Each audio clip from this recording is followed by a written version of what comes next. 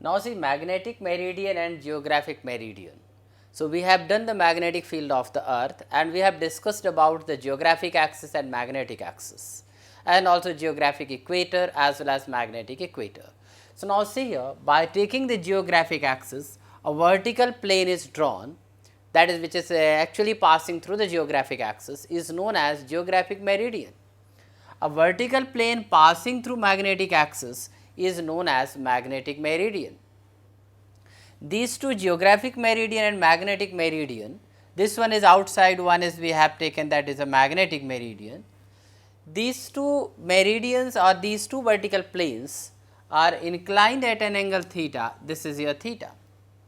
This theta is known as magnetic declination.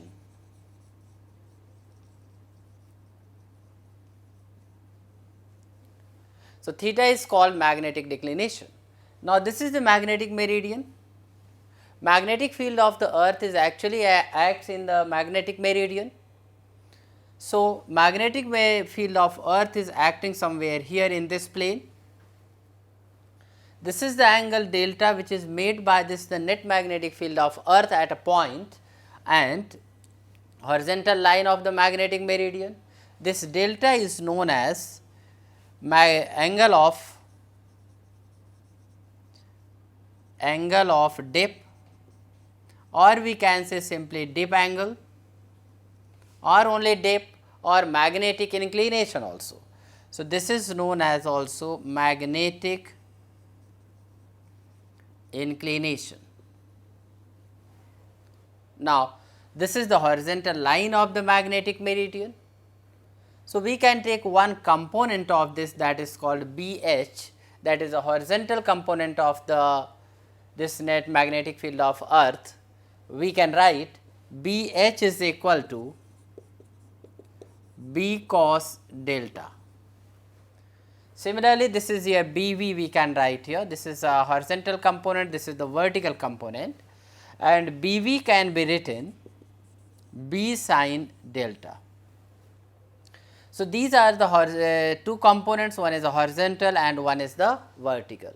So see here, there are the three elements actually magnetic elements of the magnetic field of earth.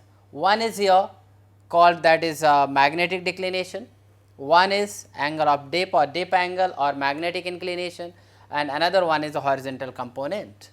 So these are the three magnetic elements of earth. So now we can discuss here in this case, if you have taken at any place like a equator or the poles.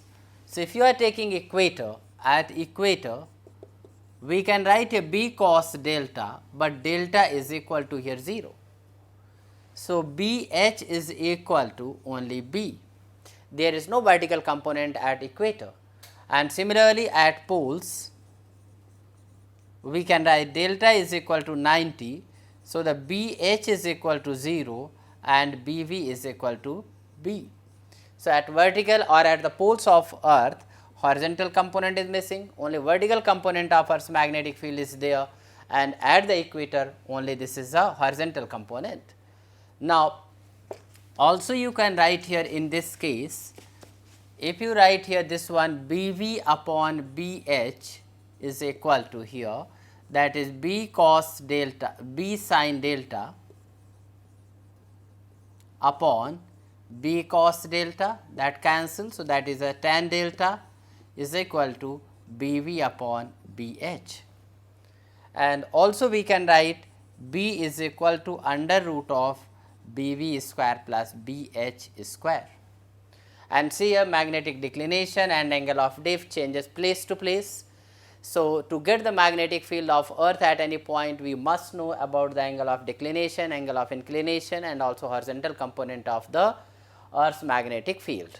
So these are the things about earth's magnetic field.